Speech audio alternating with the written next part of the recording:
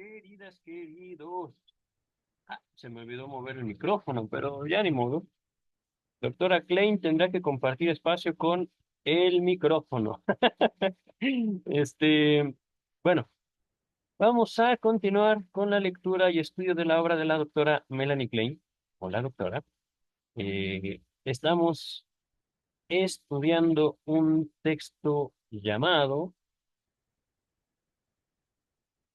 Una contribución a la génesis de los TIC, a la psicogénesis de los TIC. Ahorita he decidido dejar al doctor Freud, hola doctor Freud, en recordatorio de esta palabra, ajá, psicogénesis, el origen, digámoslo así, mental, pero hablamos de una concepción de la mente, herencia de el doctor Freud, metapsicología, psicología profunda, sexualidad, sexualidad humana, sexualidad infantil, relación de uno con uno mismo. Ajá. Este tema de los tics, este tema de las acciones involuntarias, se remonta desde estudios sobre la histeria que les dejo en la descripción. Primeros trabajos médicos, digamos, rayando ya en un campo oscuro, limitando con técnica, con política, limitando con los límites de la ciencia médica. Un trabajo magistral del doctor Freud que en estos momentos, en este canal, estoy grabando mediados ya de eh, casi finales de noviembre del 2024. Ajá. Estamos repasando en este canal estudios sobre la histeria, pero en la edición de Luis López Ballesteros, traducción de Luis López Ballesteros. Ajá. Ya tenemos en este canal todo estudio sobre la histeria con la traducción por James Strachey o Strachey, la Standard Edition, edición normalizada, toda la obra de Sigmund Freud, donde pueden ustedes buscar psicogénesis. Hay varios textos que ya compartí en el video anterior, ahorita. Ay, no sé, ya sé quién es, pero ahorita no puedo contestar. Ah, entonces, de hecho, aprovechando la interrupción, voy a colocar mi teléfono en silencio. Ahí está. Y aunque me hablen, no va a sonar. Aquí nos habíamos quedado. Ajá. Como pueden ver por las palabras que cierran el párrafo pasado, hablamos de cosas importantes, hablamos de eventos que tienen lugar en la vida emocional, afectiva, corporal de cada ser humano. ¿Verdad? Nuestro contacto con nuestros impulsos, nuestros deseos, nuestro ser, ajá, aquel que a veces ni siquiera nos confesamos a nosotros mismos. Y sin embargo, un contacto no solo masturbatorio, sino también afectivo, que inevitablemente sostenemos con nosotros mismos. Ajá. Dice el texto, se advirtió en este momento, un aumento en la frecuencia del tic.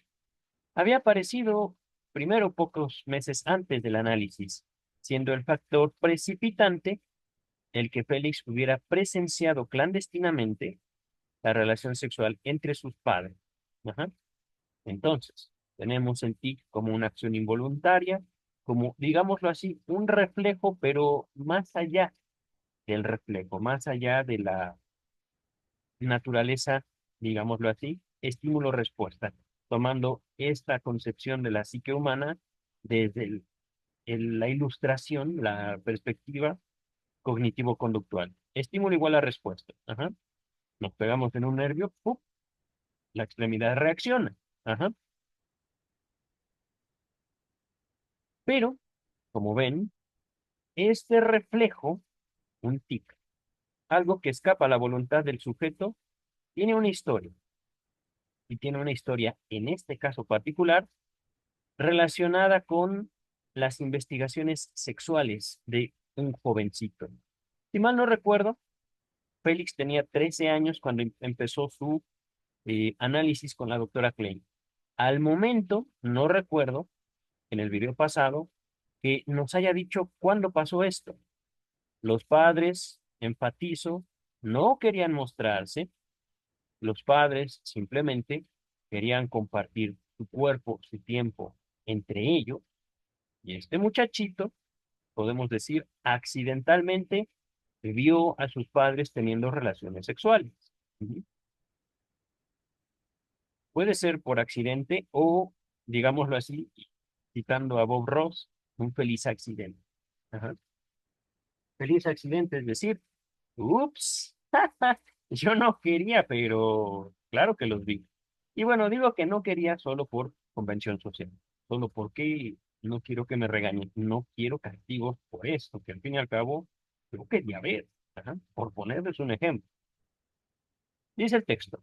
Inmediatamente después aparecieron los síntomas en los que se desarrolló, de los que se desarrolló el tic. Una crispación de la cara y sacudir la cabeza hacia atrás. No lo hago porque tengo el- la pantalla verde aquí, y si me hago para atrás rápido puede ser que tumbe todo. Pero se imaginan, ¿no? Al principio perdón, el tic comprendía tres fases. Al principio Félix sentía que se le estaba desgarrando la depresión del cuello. La depresión del cuello. ¿Cuál depresión? Se tiene como una hendidura del cuello. De ahí no me explico. Si es aquí, si es acá, no lo sé. En la parte de atrás de la cabeza, ok. Debe ser entonces acá. Ajá. La nuca, en la parte de atrás del cuello. A causa de esta sensación, se sentía impelido, empujado, obligado, primero a sacudir la cabeza, primero a sacudir hacia atrás la cabeza y luego a rotarla a la derecha e izquierda. Oh, miren, qué escandaloso. El segundo movimiento estaba acompañado por la sensación de que algo crujía sonoramente. Oh, debe ser la articulación, ¿no? La fase final consistía en un tercer movimiento en que presionaba el mentón lo más posible hacia abajo. ¡Wow! Esto daba a Félix la sensación de estar tragando algo. Durante un tiempo realizaba estos tres movimientos 3 veces consecutivas. Un significado de los tres era que en el pic, volveré luego a esto con mayor detalle, Félix representaba tres roles: el rol pasivo de la madre, el rol pasivo de su propio yo y el rol activo de su padre. Esto, queridas, queridos, les repito y les enfatizo, es caso por caso. Por eso la importancia de la escucha en el análisis. Ajá. Supongamos, Félix tiene este tic, aun cuando de manera excepcional el mismo tic se repita, supongamos, en el hermano o hermana menor o mayor de Félix, hay otro significado. Ajá. Tiene, aún en un sentido de crianza educativo idéntico, diferente significado porque son diferentes cuerpos los que manifiestan estos síntomas. Cada cuerpo tiene una relación específica con el símbolo, con los síntomas, con el lenguaje. ¿Ya? Dentro de mi propio libro lo explico con la siguiente frase. Tu rojo no es mi rojo. Ajá.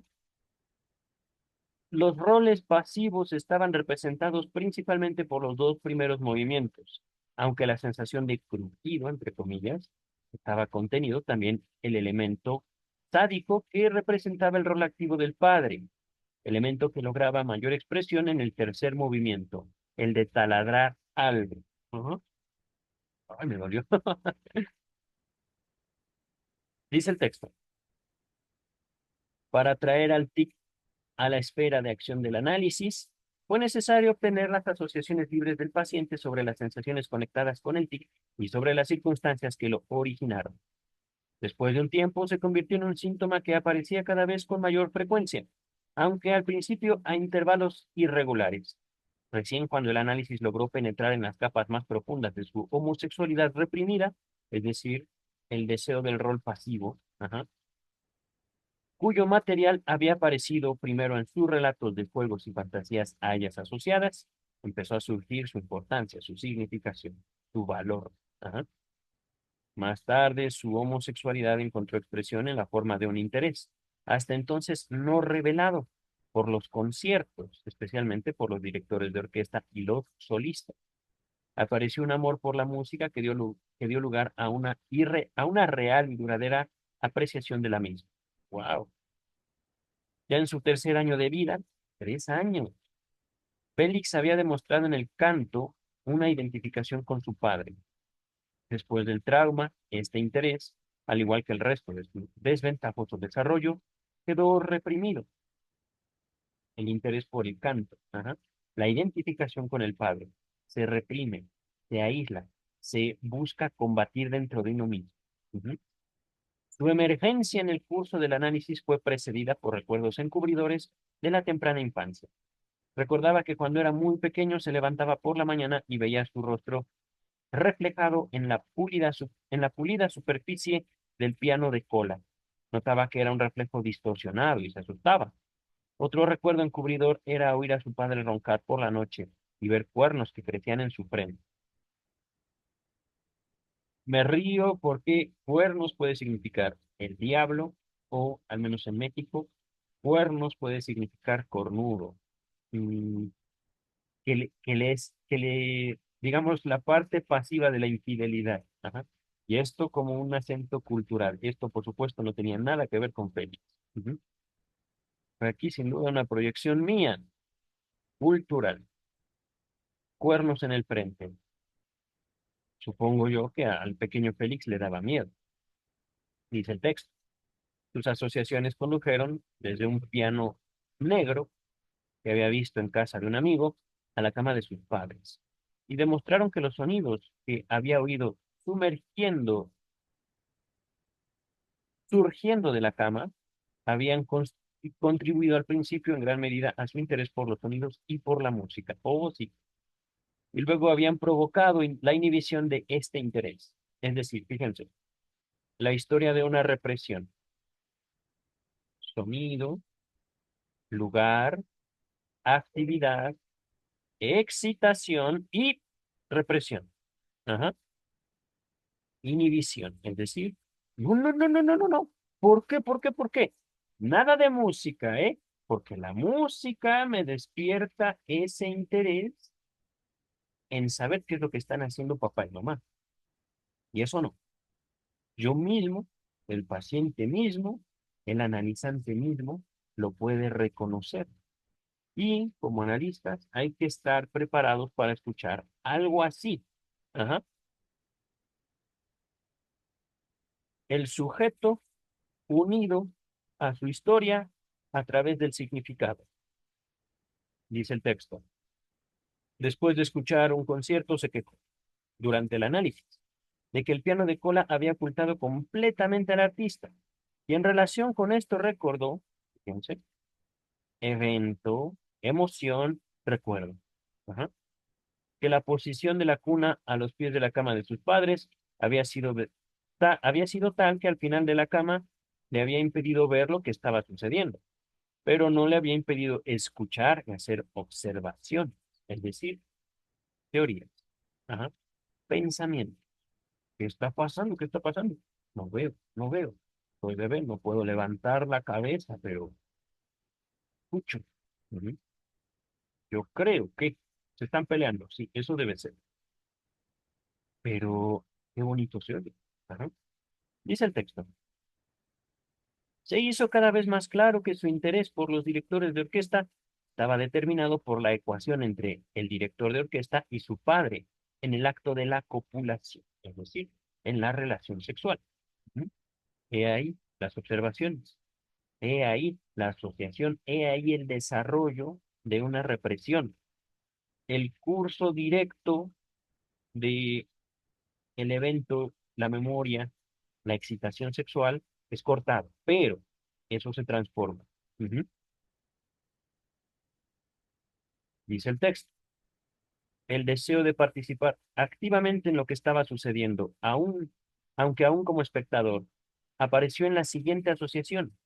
Le gustaría mucho saber cómo se las arregla el director de orquesta para hacer que los músicos sigan el compás con tanta precisión. A Félix esto le parecía extremadamente difícil. ¿Por qué? Ah, porque mientras el director tiene una batuta bastante larga, los músicos solo usan sus dedos. Nota 125. Y por supuesto, aquí hay simbolismo sexual. 125. Este deseo de mantener el ritmo se expresaba también en otras formas. Por ejemplo, en su relación emocional, cuando un muchacho mayor le aventajaba al caminar. Ajá. Me interrumpí un poco porque estoy checando el sonido. Ahorita manipulo un poquito el micrófono. Lo he acercado a mi cara. Veo que recibe mejor el sonido. Vamos a continuar, queridas, queridos. Eh, Dice, fantasías de ser músico y tocar al compás del director constituían parte esencial de sus fantasías masturbatorias reprimidas. Aquí, queridas, queridos, la doctora Klein lo explica de manera directa y esto podría surgir en cualquier momento de un análisis, no este contenido específico en particular, sino las transformaciones de los elementos en otros. Ajá. Condensación, desplazamiento. La sexualidad se adapta a los mismos requerimientos del yo, pero no se ve ahogada bajo esa regulación. Ujú. Es, digamos, como un ejemplo de cómo no solo como seres humanos podemos transformar nuestros mecanismos de placer, nuestras formas de obtener goce de la vida, sino también cómo podemos decir, cultural y socialmente pueden ser aprovechadas. Ajá. La progresiva sublimación de sus fantasías masturbatorias en un interés por los elementos rítmicos y motores de la música quedó impedida, limitada, por la premura y violenta instauración de la represión. Y en relación con esto tenía importancia el trauma de la operación a los 3 años. Si mal no recuerdo, fue su circuncisión. Ajá, me parece. Entonces la necesidad de actividad motriz se descargaba en inquietud excesiva. Ajá. Movimientos. Y en el curso de su desarrollo se expresó también en otras formas, a las que me referiré posteriormente. En este niño, la fantasía de tomar el lugar de la madre en relación con el padre, o sea, la actitud pasiva homosexual, quedaba oculta por la fantasía homosexual activa de tomar el papel de su padre en la relación sexual con un niño. Esta fantasía, repito y enfatizo, fantasía, era expresión de su elección homosexual de objeto en el nivel narcisista. Se elegía a sí mismo como objeto de amor. Ajá. Es decir, no era cualquier niño, era él mismo. Ajá. Narcisista. Hablando de la colocación, de su deseo, de su rol, de su papel. Ajá. Y también de una particular, digámoslo así, porción de sí mismo, su propia infancia, su propia indefensión. Dice el texto, era la angustia de castración provocada por el trauma lo que determinó el desarrollo narcisista de su homosexualidad. Además, su alejamiento primero de su madre y luego de su padre como objetos amados fue el resultado de su regresión narcisista y formó la base de su conducta social. Pero tras es conducta asocial, enfatizo, no es conducta social, es conducta, digamos, retraída, apartada, solitaria. Ujú. Pero tras este contenido homosexual de sus fantasías de masturbación, era posible distinguir en numerosos detalles, como por ejemplo en su interés por el piano de cola y por las partituras, la identificación original de Félix con su padre, o sea, la fantasía heterosexual de la relación con la madre. En el tercer año de su vida, Félix había expresado esta identificación con el canto, que luego abandonó. También se volvieron claros los componentes anales de sus fantasías masturbatorias. Queridas, queridos, sexualidad infantil es sexualidad de los componentes parciales, es decir, ¿cómo decirlo? La cara oscura del amor y al mismo tiempo su elemento más esencial. No me refiero nada más a componentes anales, me estoy concentrando en esta palabra, componentes. Cuando amamos algo de alguien, es muy raro que el amor descanse en todo el ser. Es curioso cómo amamos porciones, amamos pedacitos de personas. Y nos es posible, porque así se compone la sexualidad humana, ir descubriendo y redescubriendo y redescubriendo al objeto de amor. En eso consiste no el enamoramiento, el amor. Ver componentes de aquello que amamos. Ajá, dice el texto. Por ejemplo, hablando de los componentes anales de sus fantasías masturbatorias. Su deseo de saber si la música sonaba tan apagada porque la orquesta estaba ubicada bajo el escenario del teatro. Estaba determinado por su interpretación anal de los sonidos que provenían de la cama de sus padres. Interpretación anal, no sé, me parece. Puedo interpretarlo de varias maneras. La primera que se me ocurre es, ¿por qué pujan? Yo creo que están haciendo popó, creo. Ajá. Primera interpretación. Eh, segunda, anal en relación con el papel sádico, es decir, una interpretación sádica de el acto sexual, ajá, de los padres. Dice el texto. Su crítica de de los compositores jóvenes que utilizaban tanto los instrumentos de viento no llevó a su interés infantil por el ruido de los flatos. No sé qué sea flato, ¿serán flautas? Él mismo, en cuya sensibilidad musical los componentes anales entraban tan fuertemente, era el joven compositor que sentía que solo era capaz de una realización anal en comparación con la realización de su padre. Es importante o significativo es, que, que este intensificado interés por los sonidos era en parte resultado de la represión del interés en la esfera visual, es decir, podemos decir, bueno, a Félix le gusta escuchar, pero ¿por qué le gusta escuchar?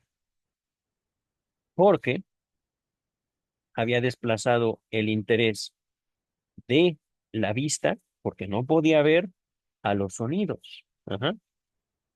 Pero cuando digo no podía ver, me refiero al acto. Definitivamente Félix podía ver muchas otras cosas.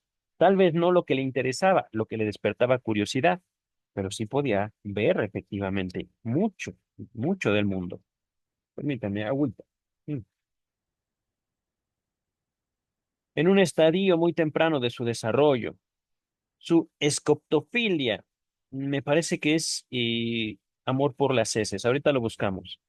Intensificada por la experiencia de la escena primaria, es decir, la escena de la relación sexual entre padres, había quedado sometida a represión. Esto se volvió nuevamente evidente en el curso del análisis.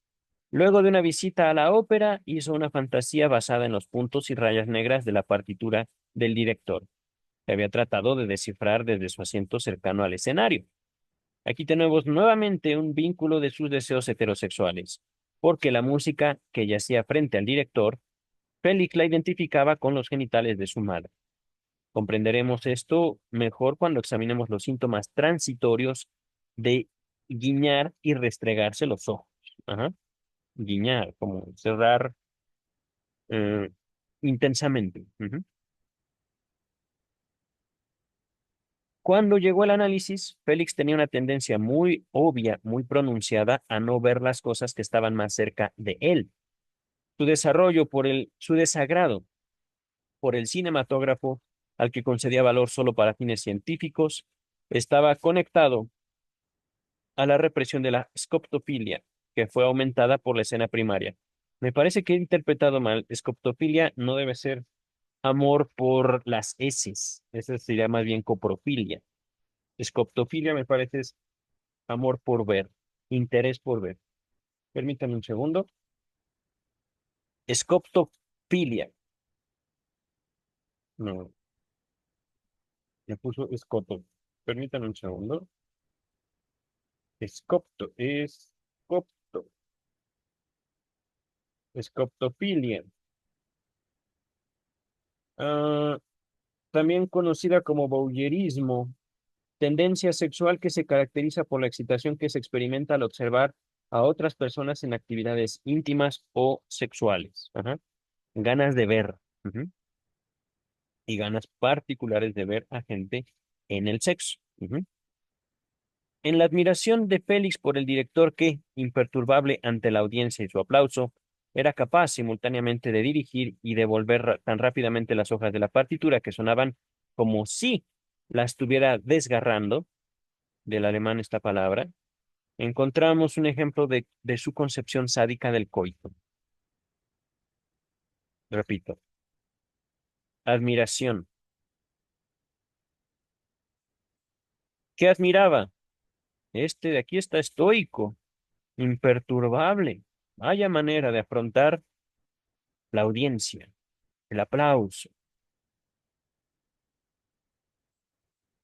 Este director de orquesta domina tanto la situación que sigue dirigiendo, sigue viendo las partituras. Ajá, y escucho. Shas, shas, shas. Está desgarrando las partituras, podemos decir. Qué fabuloso, decía Félix. Ajá. Pretendía que incluso desde su asiento podía oír el ruido de las páginas cuando las doblaban, ruido que le interesaba mucho y que le evocaba gritos y violencia, pero dudaba que esto fuera posible a esa distancia. La sensación de haberlo oído se conectaba con la situación original de la infancia, este ruido violento, ruido de violento desgarramiento, que para él representaba desgarrar forzosamente y penetrar, digamos, una relación sexual violenta. Ajá. Se reveló como un importante elemento sádico de sus fantasías masturbatorias, es decir, le despertaba excitación. Ajá. Trataremos luego de analizar el tic, el creciente interés que adquirió en la misma época por poetas, escritores y compositores, se conectaba con esta temprana admiración por su padre, que luego había reprimido profundamente. Admiración por su padre. Ajá. Se decía a sí mismo, eso no, eso no. Pero es que papá es maravilloso. No, eso no. Ajá. En relación con esto, experimentó por primera vez un interés homosexual directo, después de leer un libro que contenía una descripción del amor de un hombre por un muchacho. Desarrolló un violento, entre comillas, enamoramiento de un compañero de clase. Este muchacho, además de ser adorado por muchos otros muchachos, era, era el favorito de uno de los maestros, y toda la clase suponía, aparentemente con buenas razones, que había un afer amoroso entre maestro y alumno. Ujú. Fue principalmente esta relación con el maestro lo que determinó la elección objetal de Félix. El análisis mostró que este muchacho A representaba por una parte una idealización de Félix mismo, es decir, yo quiero ser como él. ¿Mm? Y por otra parte, algo intermedio entre hombre y mujer, la madre con pene. Oh, queridas, queridos, fíjense, es que en este sentido la humanidad es tan excelsa. La humanidad y sin duda alguna el psicoanálisis para llegar a hacer esta clase de observaciones, esta clase de construcciones. Porque si mamá tiene pene, entonces sabemos que no puede ser mamá, es papá. Y aún así, esta imagen, podemos decirlo, una especie de cuerpo hermafrodita, una especie de anhelo en, puedo decirlo, los historiales clínicos, pero también en el género masculino. en general es, digamos, como la mujer para mí. Ajá. La mujer que es como yo. Un ideal, ciertamente, pero también el motivo del deseo masculino hacia el sexo femenino, hacia el género femenino. Una idea, una construcción que podemos rastrear en este historial clínico de Melanie Klein y en el historial clínico de El pequeño Hans de Sigmund Freud. Te los dejo el historial clínico de Hans en la descripción. La relación de A con el maestro representaba la realización del propio anhelo insatisfecho de Félix de ser querido como hijo por el padre y también tomar el lugar de la madre en la relación con el padre. Su amor por A se basa principalmente en la identificación y correspondía a una relación objetal narcisista. Este amor no fue correspondido. En verdad, Félix apenas se atrevía a acercarse al muchacho amado.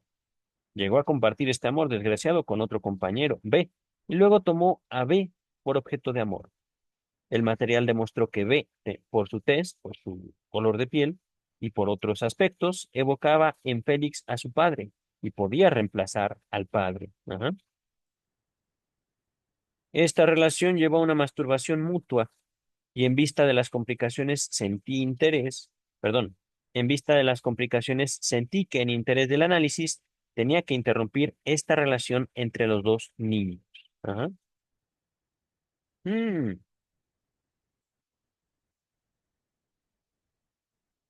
en interés del análisis. Es que, queridas, queridos, no sé. Se entiende, primero que nada, que era una situación voluntaria entre los dos. Ajá.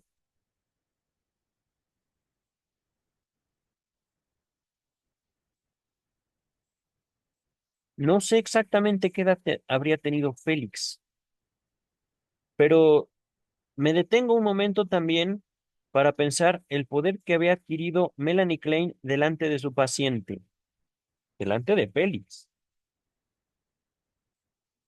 Uno como adulto efectivamente puede intervenir, pero la libertad, digámoslo así, del alma infantil, no solo en el acto, sino también en la fantasía, me hace dudar acerca de la realización de este, digámoslo, acto de autoridad. Un acto de autoridad que no sé si señalar como, ¿cómo decirlo?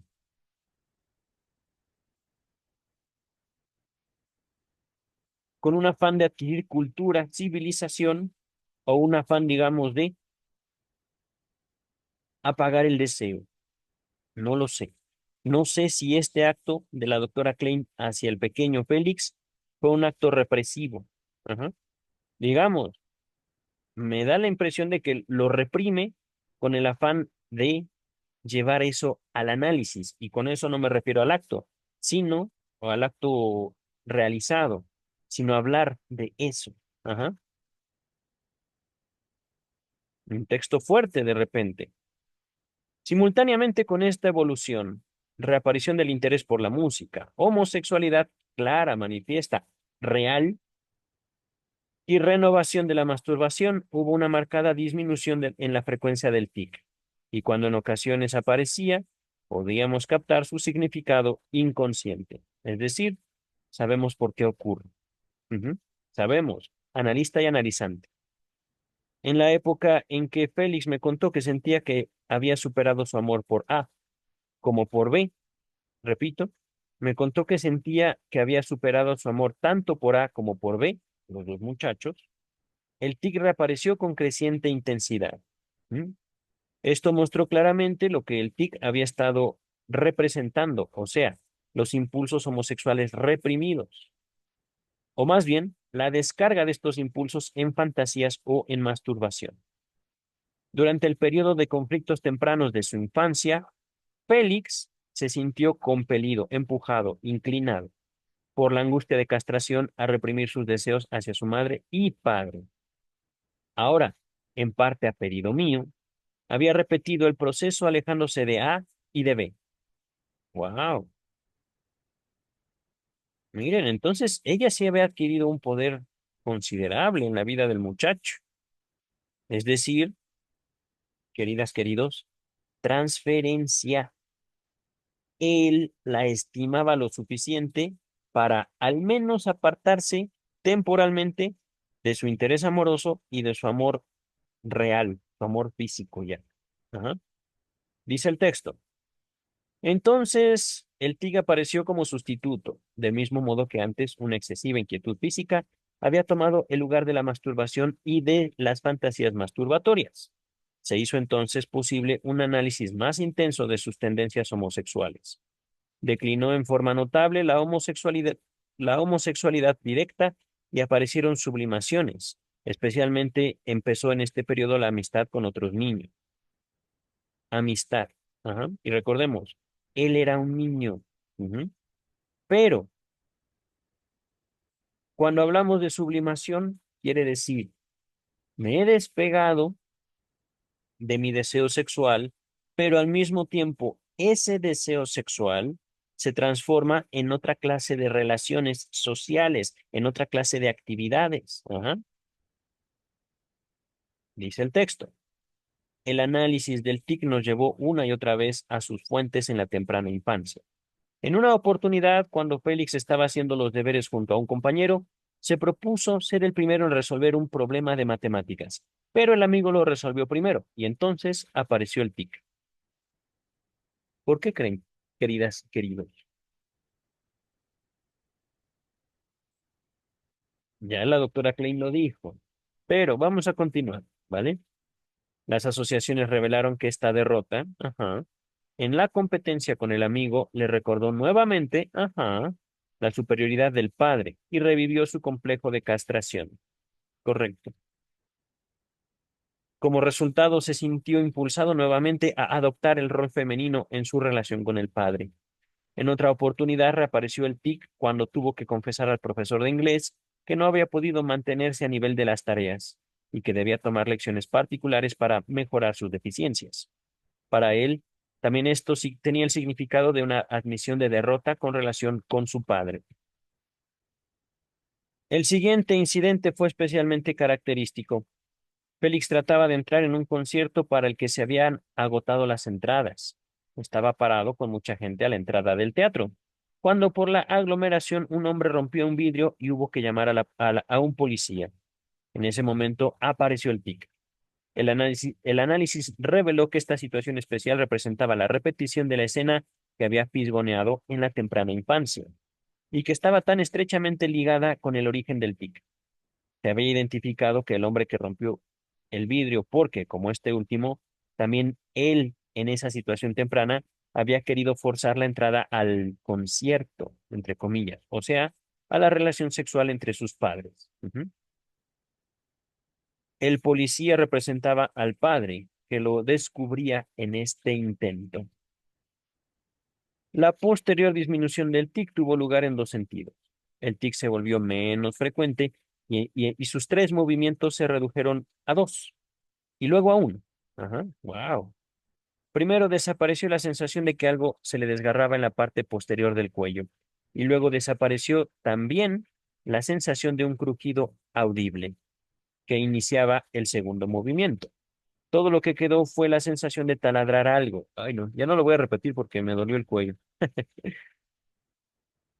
Que tenía la doble significación de presionar en sentido anal y de una penetración por medio del pene. Asociadas con esta sensación estaban sus fantasías de destruir el pene de su padre y el de su madre taladrando dentro de ellos con su pene. En este estadio los movimientos del tic se condensaron en uno, en el que aún podía detectarse trazas de los dos primeros movimientos.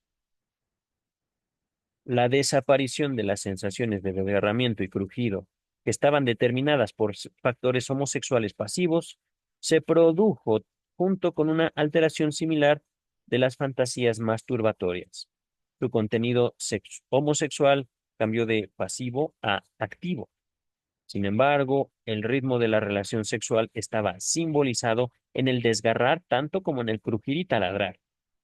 Cuando Félix, a pesar de la urgencia de estas sensaciones, se contenía para no hacer los movimientos del tic, tenía una fuerte sensación de tensión, un aumento y luego una disminución de estas sensaciones, durante un tiempo predominantemente la de desgarrar, después la de taladrar. Luego de cierto tiempo el tic desapareció completamente, pero fue reemplazado por un movimiento que consistía en impulsar hacia atrás los dos hombros. El significado de esto fue revelado por el incidente siguiente. Mientras hablaba con su maestro, Félix se sintió sobrecogido por el deseo irresistible de rascarse la espalda, y esto fue seguido por la irritación del ano y contracción del esfínter. Se hizo evidente que también había sentido el deseo reprimido de insultar al maestro con un lenguaje coprófilo y ensuciarlo con heces. Esto nos llevó nuevamente a la escena primaria, la relación entre los padres, ante la que había surgido el mismo deseo con respecto al padre y se había expresado con evacuación y llanto. Sexualidad infantil, queridas y queridos. Ajá. Recuerden una cosa, el dominio del cuerpo, el control del cuerpo propio es progresivo. Ajá. Por eso hablamos de instintos parciales en psicoanálisis. Evacuación. Podemos decir componente anal de la sexualidad. Ajá. Y llanto, un componente todavía más primitivo. Si mal no recuerdo, Freud se aproximó al llanto en Tótem y Tabú. Si mal no recuerdo. Ajá. Donde hablaba de un hipotético, de un posible llanto primario de la humanidad. Pero nuestra primera herramienta frente a la indefensión, llorar, el llanto. Ajá. Esto también lo elaboro yo en mi propio libro, Sexualidad Infantil y Crimen. Ujú. En un estadio posterior en el análisis del tic, aparecieron como sustitutos de del tic, restregarse los ojos y el parpadeo. Transformación que se explica como sigue. Había escrito una inscripción medieval en la pizarra de la escuela y Félix tuvo la sensación, sin justificación alguna, de que no podía descifrarla correctamente. Entonces empezó a restregarse violentamente los ojos y a parpadear, como queriendo ver. Ajá. Las asociaciones revelaron que la pizarra, entiendo que es como un pizarrón en México, y la escritura en ella significaban, como en muchas otras ocasiones durante el análisis, el genital de su madre como el elemento irreconocible, incognoscible, que no se puede conocer, incomprensible, de la situación de coito que él había observado. Ajá. Antes de continuar, nota 127, creo que me salté la 126. Para este significado simbólico de la mesa, escritorio, lapicera, escribir, etcétera, véase mi capítulo sobre el texto, el papel de la escuela en el desarrollo libidinal del niño, se los dejo en la descripción. Regresamos. Voy a regresar tantito, queridas, queridos. Nota 126. Creo que, miren, ya tiene buen rato que aquí está. Cinematógrafo. Sí, lo salté. Lo voy a dejar en pantalla. Uno, dos, tres, cuatro, cinco. Lo lamento, queridas, queridos, ya avanzamos mucho como para regresarme y luego retomar aquello, ¿vale?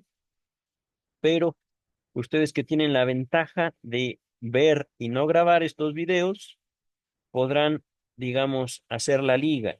Ujú. Me temo que ahí me van a aventajar ustedes. Pero, dichosos, dichosas ustedes. Dice el texto, hay una analogía, repito, estamos hablando de la pizarra, Félix no puede ver, no puede ver. No es que no quiera, no puede. ¿Por qué? Porque eso, la castración materna, no quiero hablar de eso. Incognoscible, incomprobable, incomprensible, inadmitible. Ajá. Hay una analogía entre esta inscripción en la pizarra y la partitura del director de orquesta, cuyas rayas negras, por momento, ¿quién establece la analogía? El analizante, no el analista. Ajá. cuyas rayas negras se había tratado de descifrar desde su asiento en el teatro. De ambos ejemplos, la partitura, la pizarra, el pizarrón, parecería que la escoptofilia, el voyeurismo reprimido, llevó al parpadeo. Es decir, no veo, no, si quiero ver, no veo. Ajá. Y que particularmente en el restregarse los ojos obtenía expresión el deseo de masturbarse, que surgió al mismo tiempo por medio del desplazamiento.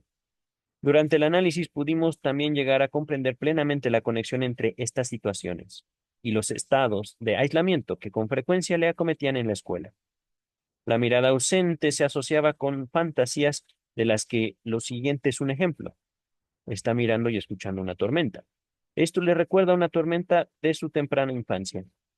Después de la tormenta había mirado por la ventana para ver si el dueño de la casa y su esposa, que antes estaban en el jardín, se habían lastimado, pero este recuerdo resultó ser un recuerdo encubridor que condujo nuevamente a la escena primaria, es decir, no era el dueño de la casa y su esposa, eran papá y mamá. Y la tormenta eran nuevamente ellos. Ajá. Me sonó como a Santa Claus,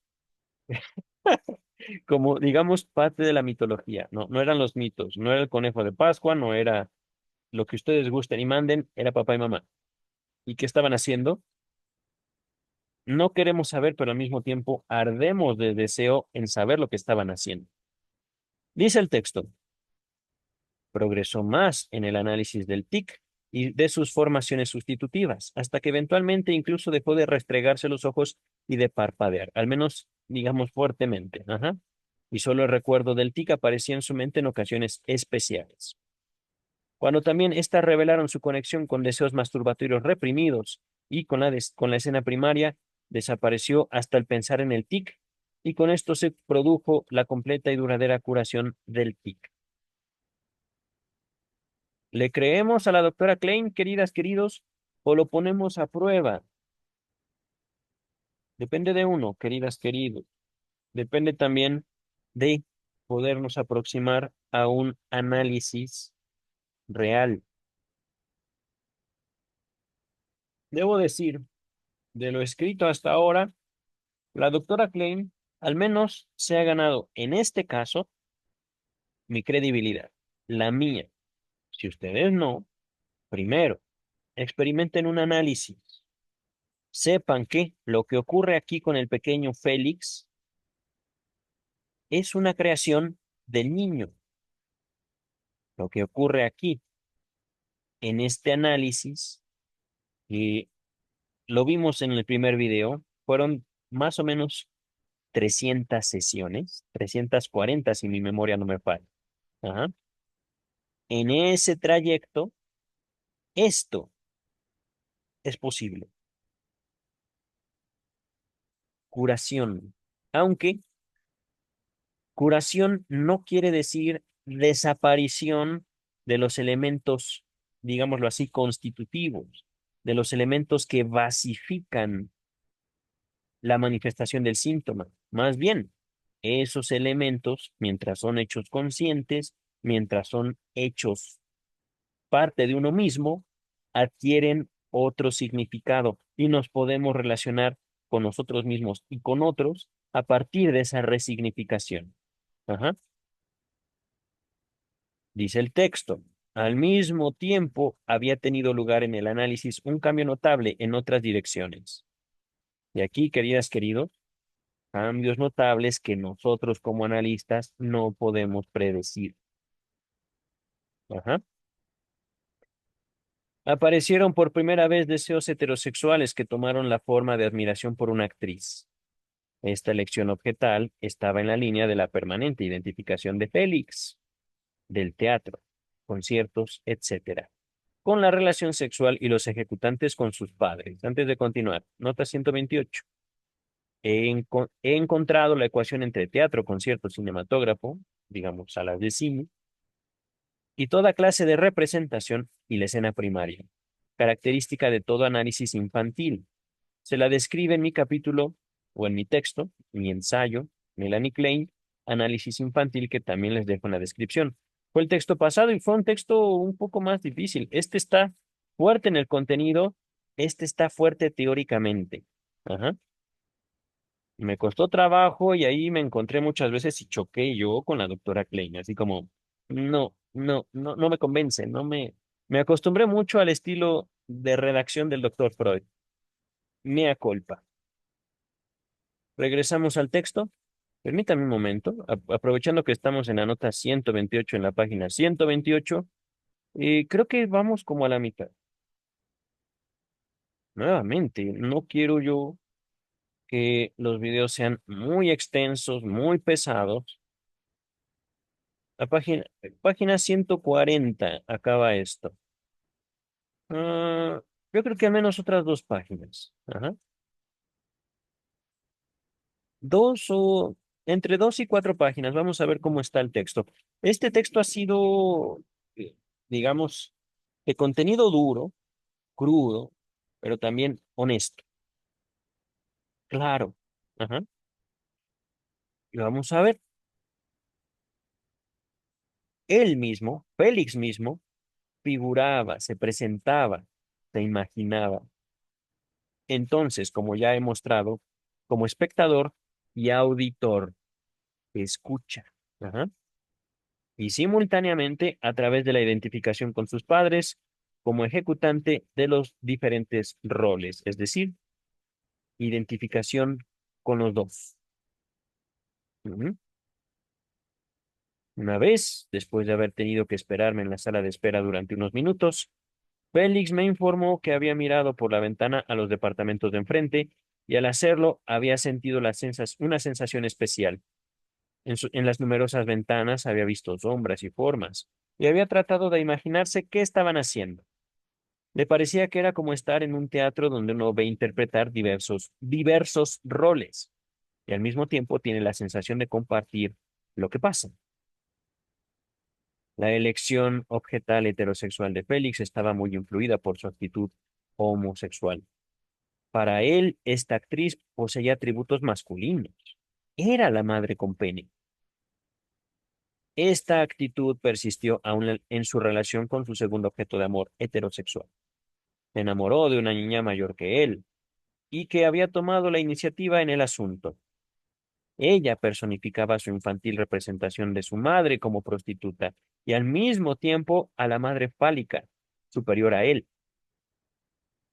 La transferencia me pareció lo bastante fuerte como para imponerle una interrupción temporaria de esta relación, especialmente porque Félix había logrado el insight de que había sentimientos de angustia mezclados con estas relaciones. Antes de continuar, miren, nota 129. Contrariamente a mi costumbre habitual, tuve que imponer una prohibición en este caso como también en la relación anterior, para hacer posible la continuación del análisis. Entonces, miren, hay una cosa. Ciertamente, le señalé y de manera apropiada, eso fue algo que la relación, el contacto, el rol que habían tenido Klein y Félix era posible. Pero dice la doctora Klein, eso yo no lo hago generalmente. Ajá. Prohibir, cancelar. Ajá. Dice el texto. Aquí está. Esta relación objetal servía al propósito de huida a las fantasías y deseos dirigidos hacia mí, y que solo en este estadio aparecieron más en el primer plano en el análisis. ¡Wow! Fuerte, doctora Klein, pero también bravo por eso.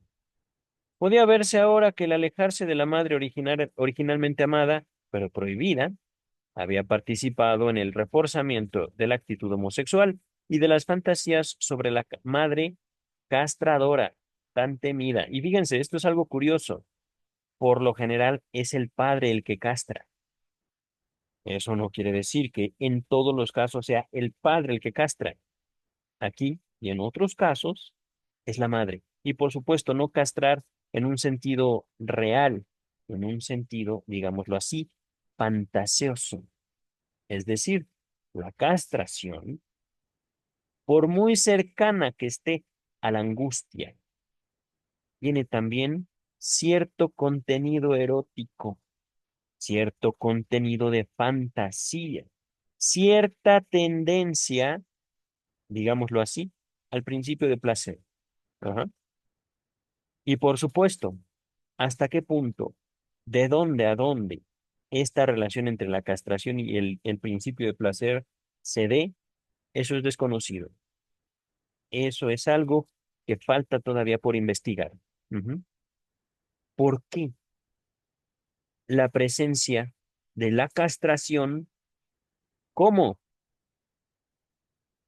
un acto simbólico, como parte, digamos, de la conformación de la identidad masculina? Dice el texto. El cambio de las tendencias homosexuales a las heterosexuales y la modificación de estas últimas, de las tendencias heterosexuales, se expresó también en el desarrollo y modificación de las fantasías masturbatorias. El análisis nos llevó a remontarnos a las primeras fantasías masturbatorias directamente conectadas con su observación de la relación sexual de los padres. Describiré ahora, a grandes rasgos, el desarrollo de esas fantasías en su orden cronológico real. Cuando era pequeño, cuando aún compartía el dormitorio de sus padres, le aconteció que hasta que lo que aconteció hasta que tuvo 6 años. Félix se representaba frente a él el tronco de un gran árbol que apuntaba en dirección opuesta, contraria a la de la cama de sus padres. Un hombrecito se deslizaba por este árbol e iba hacia él, hacia Félix, y era mitad viejo y mitad niño, una condensación de su padre y de él mismo. Esto expresaba su elección objetal narcisista homosexual, es decir, te escojo a ti, pero realmente me estoy escogiendo a mí. ¿Mm? O me escojo a mí, pero también te escojo a ti. Recuerden, en lo inconsciente no hay contradicción. Ujú. Después eran cabezas de hombres, en especial cabezas de héroes griegos, que veía volar hacia él y que también eran, para su mente, proyectiles y objetos pesados. Si mal no recuerdo, el papá de Félix era sobreviviente de la Primera Guerra Mundial. Ajá, me parece. Este era ya el material para sus posteriores fantasías con el fútbol y para su método posterior de sobrecompensar el miedo al padre castrador con su habilidad para el fútbol. Con la aparición de la pubertad física surgió un nuevo esfuerzo de realizar una elección objetal heterosexual en las fantasías masturbatorias conectadas con niñas con las que jugaba al fútbol. En estas fantasías también cambió las cabezas de las niñas, tal como anteriormente había introducido las cabezas de los héroes, para hacer irreconocibles los verdaderos objetos amados. En el curso del análisis y con la gradual reasunción de la masturbación que se incrementó a medida que disminuía el tic, sus fantasías masturbatorias se desarrollaron paso a paso hasta el contenido siguiente. Tenías fantasías, tenía fantasías de una mujer que yacía sobre él, estaba acostada sobre él. Después de una mujer que yacía a veces sobre él y ocasionalmente también debajo de él. Y finalmente de una exclusivamente en la última posición, abajo de él. Ajá. Varios detalles de las fantasías asociadas a la relación sexual correspondían a estas diferentes posiciones. El análisis de las fantasías masturbatorias había resultado, en el caso de Félix, el factor decisivo en la curación del tic. Su abandono de la masturbación había llevado a la descarga motora en otras direcciones, que fueron, como hemos visto, hacer muecas, parpadear, restregarse los ojos, movilidad excesiva en las más diversas formas de juego, en las más diversas formas, juego y finalmente el tic. Pero si consideramos ahora las vicisitudes o los problemas de las fantasías masturbatorias específicas, reprimidas, encontramos que estaban en parte conectadas con estas descargas motoras y en parte contenidas en todos sus intentos de sublimación. En la base de su amor por el deporte yacían las mismas fantasías de masturbación que se habían revelado en asociación con el tic, es decir, la identificación, basada en la escena primaria, con ambos padres en el acto sexual, cuando en su mente participaba como espectador y como objeto amado, ya que en su análisis representó un gran papel su interés en los juegos y los relatos sobre estos. Tuve amplio material para fundamentar que la misma identificación subyacía, estaba latente, estaba bajo, subyacía a sus fantasías conectadas con juegos, su oponente en el fútbol, etcétera. Era siempre su padre que amenazaba castrarlo y contra el que tenía que defenderse. Pero el arco al que se tiraba la pelota y el campo de juego representaban a su madre. También de otras formas, el análisis permitió ver la figura de la madre incluso tras las tendencias homosexuales, del mismo modo que pasaba con las fantasías asociadas con el tic. Los juegos y la movilidad excesiva servían también como huida del tic, o más bien de la masturbación. Se debía en especial a la angustia de castración siempre recurrente, que esta sublimación solo se consiguiera imperfectamente, y que la relación del niño con los juegos fuera inestable. Pero entraremos, pero encontramos que estas fantasías masturbatorias eran también la causa de su actitud ambivalente hacia el aprendizaje, estando también estrechamente ligadas a esa actividad. Permítame un segundo. Agüita. Ah, porque también leer es una actividad física, queridas, queridos. Y no es que yo no desarrolle actividad física, pero ciertamente se siente. Dice el texto, un día mientras el maestro estaba apoyado en su escritorio durante una clase, Félix sintió el deseo de que el maestro golpeara el escritorio, lo rompiera y se lastimara al hacerlo. ¿Eso pasó? No. Pero Félix lo registró, sí, y Félix llevó este deseo, esta fantasía, al análisis. ¿Por qué? Dice el texto. Para Félix, esto representaba una nueva versión de su padre en relación sexual con su madre, mientras él miraba. Es decir, haz un acto violento, pero tú vas a sentirlo. Tú te vas a lastimar por ese acto violento. Su relación con el maestro fue desde el principio la repetición de su relación con su padre y estaba determinada de la misma forma por la homosexualidad reprimida. Toda respuesta que diera en clase, todo el trabajo que hacía en la escuela tenía el significado de relación sexual con el padre. Pero también aquí, tal como en su relación con sus maestros y oponentes en los juegos, aparecía la relación original con la madre, por escondida que estuviera, bajo la tendencia homosexual. La forma en que se sentaba en la escuela, el escritorio en que se apoyaba el maestro y la pizarra en que escribía, el aula y el edificio. Todos estos representaban, en relación con el maestro, a la madre con la que el maestro o el maestro padre tiene relación sexual, tal como el arco en que cae la pelota. Entiendo que es como la portería, ajá, el campo de juego en la escuela, el patio del recreo, etcétera. La angustia de castración explicaba tanto su inhibición para el aprendizaje como su inhibición para los juegos. Repito, angustia de castración. Ujú. Por consiguiente, podemos comprender cómo resultó que Félix, a pesar de ciertas inhibiciones, fuera un buen alumno en los primeros años, ya que ese periodo correspondía a la ausencia del padre debida a la guerra. De modo que la angustia asociada con el aprendizaje estaba de algún modo disminuida. Ah, ya veo, ya veo, ya veo. Entonces, aquí, queridas, queridos, lo señalo esto que había observado. Angustia de castración disminuida por la ausencia del padre. Angustia de castración presente, intensa y cada vez en aumento por la presencia, en el caso de Félix, del padre como figura educadora. Ajá. Ahí hay ya algo, queridas, queridos, que al menos a mí me marca este sentido, esta función psíquica de la angustia de castración, del complejo de castración. Ajá. Dice el texto. Fue como el retorno, fue con el retorno del padre de la guerra, ajá, cuando surgió la aversión a la escuela. Aversión, escuela madre, separación. Ajá. Es decir, ya llegó papi, ya llegó papá, ya llegó por quien lloraba, se dice en México. Ya llegó el que yo quería, ya no la necesito a ella. Ajá. Por otra parte, Félix sublimó entonces por un tiempo sus fantasías masturbatorias en las actividades físicas exigidas, requeridas, demandadas por su padre. Es verdad que en parte sobrecompensando la angustia. El mismo contenido cambiante de las ideas masturbatorias, perdón, el mismo contenido cambiante de las fantasías masturbatorias puede encontrarse, como he mostrado, en su amor por la música.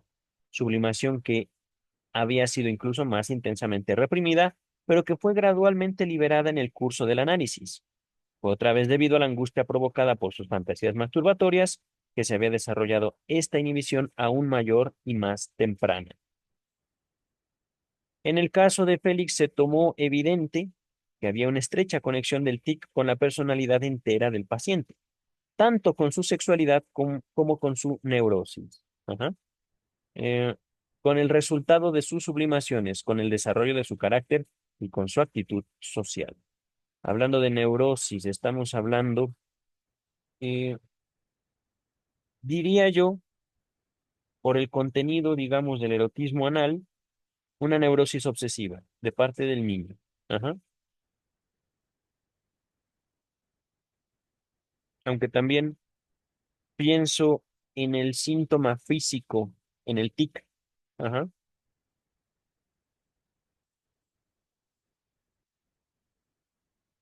Pienso yo que sostengo es una neurosis obsesiva, pero con un síntoma eh, claramente físico. Ujú. Vamos a ver. Esta conexión estaba enraizada en sus fantasías masturbatorias. Y en el caso de Félix, resultó especialmente evidente que estas fantasías influyeron en forma esencial en sus sublimaciones, neurosis y personalidad. Vamos a ver, queridas, queridos,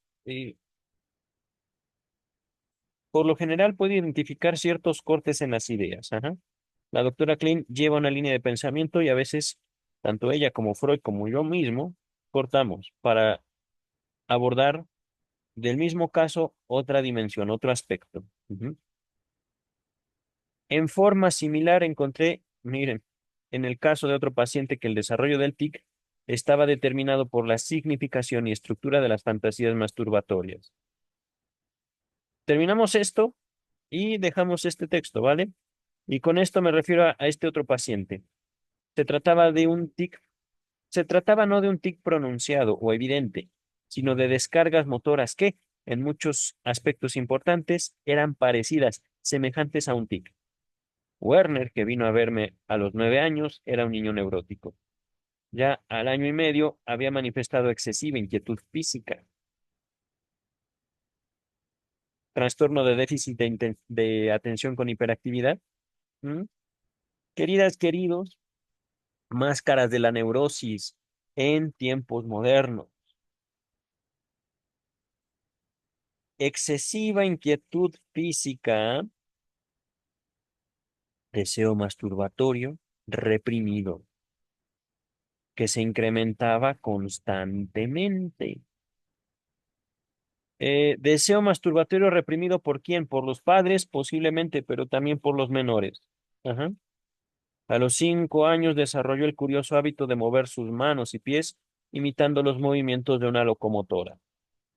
De este juego se desarrolló lo que él mismo y los de su alrededor llamaban agitación, lo que llegó a dominar cada vez más todos sus juegos. El juego original de la locomotora pronto dejó de ser el único contenido de su juego. A la edad de 9 años a menudo se agitaba horas y horas. ¡Wow! La intensidad, queridas, de la sexualidad infantil.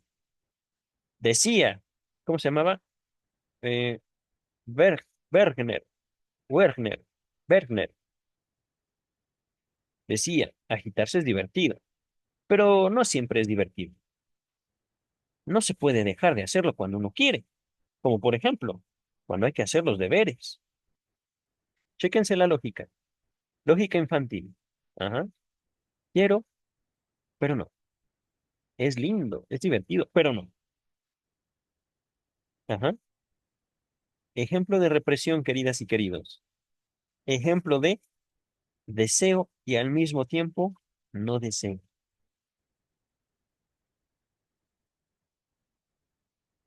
Dice el texto.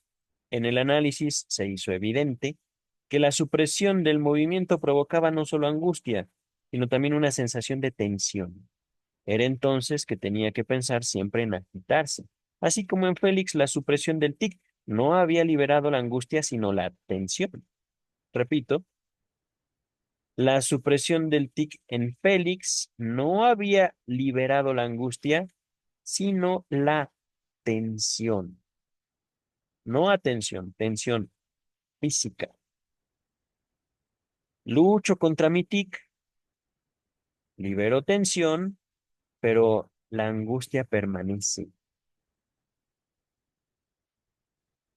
dice el texto.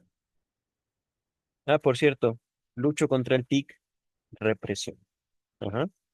Es decir, también la represión tiene un sentido, una función, pero en el momento en el que podemos distinguir a dónde lleva, por qué lleva para allá, para qué me sirve, es cada vez más posible disponer de esa energía.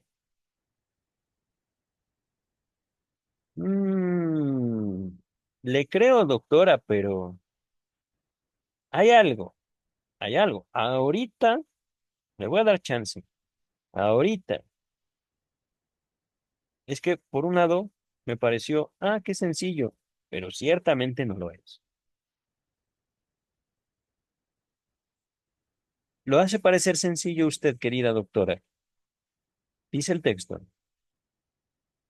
Otras semejanzas importantes se encuentran en el contenido de las fantasías. Durante el análisis descubrí lo que Wegener llamaba sus pensamientos de agitación.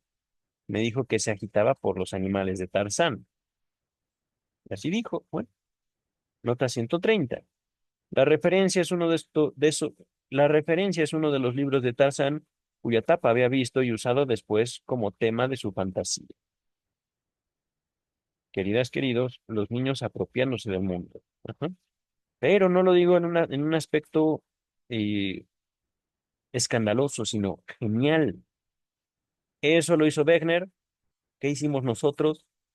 Muchas, muchas cosas más.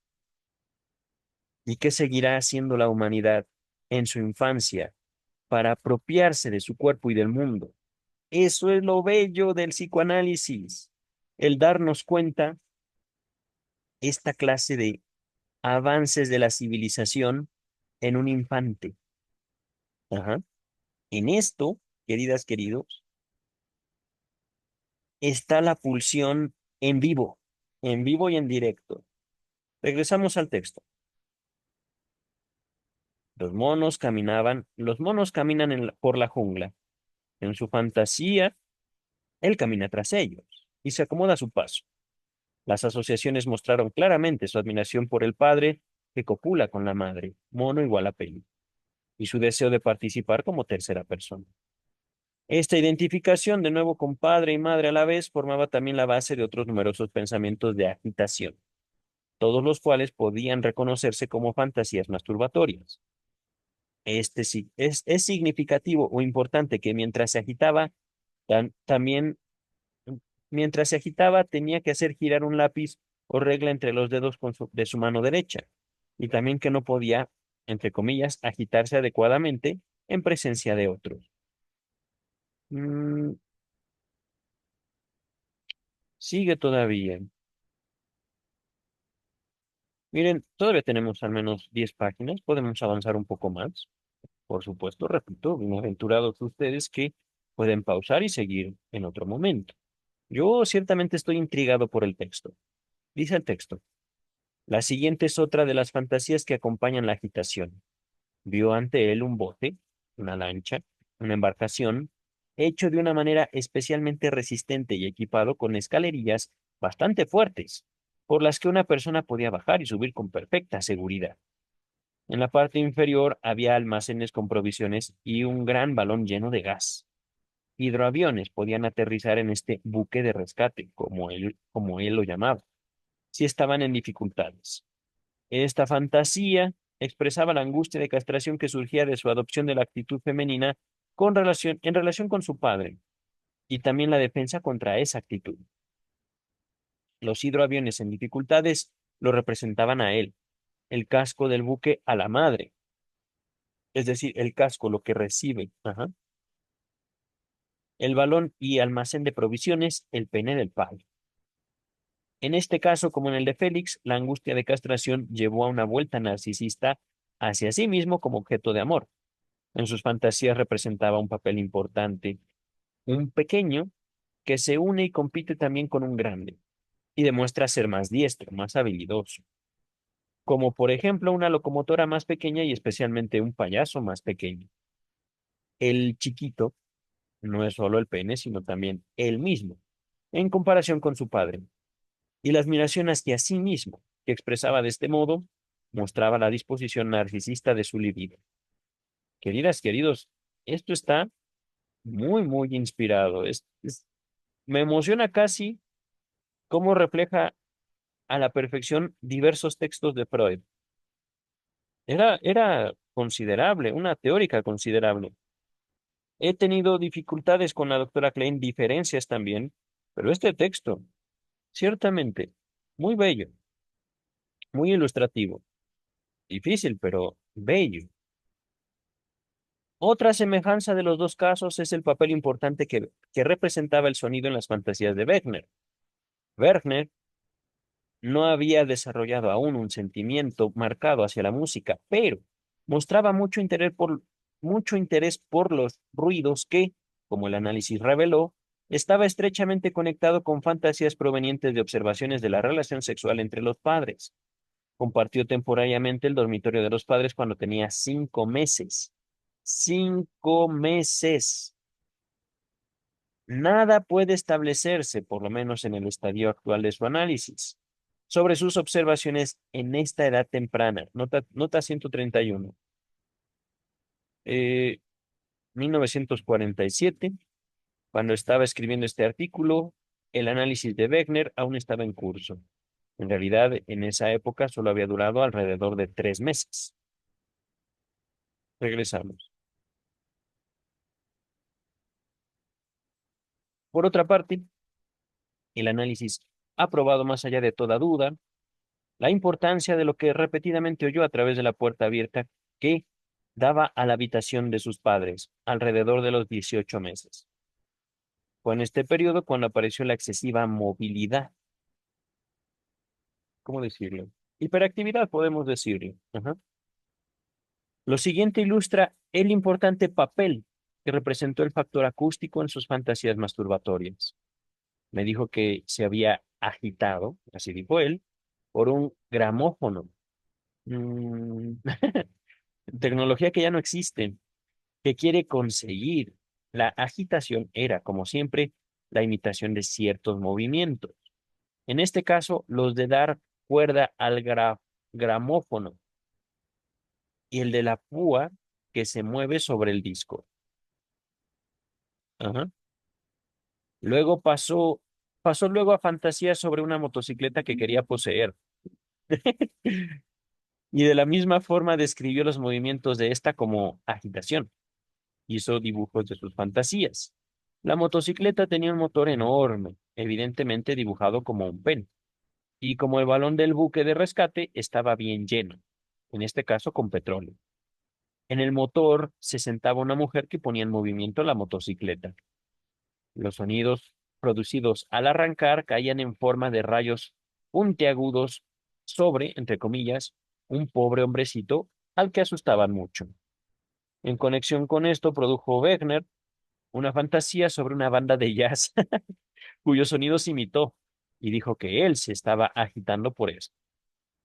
Agitando, excitando, activando. Ajá. Me mostró cómo toca el trompetista, cómo dirige el director y cómo otro tocaba la batería. Al preguntarle por qué se estaba agitando en conexión con esto, fíjense, muy sencilla. La pregunta, oye chiquito, oye pequeño, Wegner, ¿por qué te agitas con esto? Nada más. No tenía necesidad de, no, complejo de Edipo. No, no, no, no, no. Directo. ¿Por qué tú y eso? ¿Por qué? ¿Qué se estaba agitando en conexión con esto? Me contestó que estaba tomando parte en todas estas actividades. ¡Wow! Y por supuesto, ahí no le dice la doctora Klein, es que tú quieres acostarte con mamá y papá. No, esto, queridas y queridos, lo que dice el analizante, eso es lo sagrado en análisis, no la teoría. La teoría nos sirve para podernos colocar como escuchas delante de esas producciones. Ajá. Pero esa colocación no le va a servir al analizante. Esa colocación nos va a permitir justamente sostenernos en una postura ética, metodológica. Ujú. Entonces, dibujó en un papel un gigante con grandes ojos y una cabeza que contenía antenas y aparatos telegráficos. Un muñequito diminuto quería ver al gigante y para hacerlo se subía a la Torre Eiffel, que en el dibujo estaba conectada con un rascacielos. Torre Eiffel, rascacielos, conectados. Ajá. Su admiración por su padre se expresaba aquí a través de la admiración por su madre. Tras la actitud pasiva homosexual, podía advertirse la heterosexual. En Wegener, como en el caso de Fritz, este es otro caso, el intenso interés por lo acústico que tiene que encontrar expresión rítmica estaba asociada o asociado con la represión de la escoptofilia, voyeurismo, las ganas de ver. Ajá. Después de las fantasías que acabo de describir sobre la banda de jazz representada por un gigante, Werner me habló de los cinematógrafos a los que había ido. Salas de cine, se entiende, ¿no? Algo así.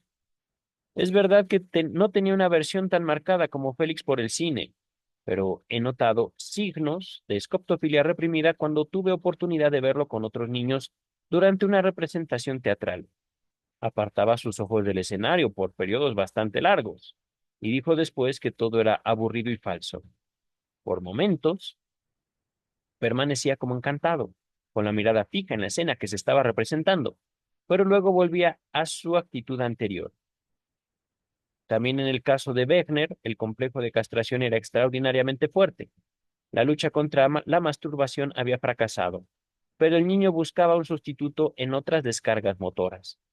Su análisis no ha podido asegurar cuáles fueron las impresiones traumáticas que llevaron al desarrollo de un complejo de castración tan intenso y al miedo a la masturbación. Sin duda que la observación auditiva del coito a la edad de 5 años, de nuevo a través de una puerta abierta. Luego probablemente también la observación visual entre la edad de 6 y 7 años, cuando compartió el cuarto de los padres por un breve periodo. Sirvieron para intensificar todas sus dificultades, incluso la agitación, que ya se había desarrollado para entonces. La analogía entre agitación y un tic es incuestionable. Posiblemente se justificaría considerar el síntoma motor como una especie de estadio preliminar del desarrollo de un tic real. También en el caso de Félix, una difusa movilidad excesiva se había evidenciado después de la temprana infancia y solo fue reemplazada por un tic en la pubertad, después de una experiencia especial que sirvió como factor precipitante. Quizá sucedía a menudo que un tic se desarrolla finalmente solo en la pubertad, cuando aparecen tantas dificultades. Queridas, queridos, vamos a dejar hasta aquí. Dejaremos la última parte de este texto para un siguiente video. Fue un buen trabajo, bello el día de hoy. Quedamos a la mitad de la página, un poquito menos de la mitad de la página 134. Nos restan más o menos 7 páginas por delante, ya para hablar de las conclusiones. Ajá.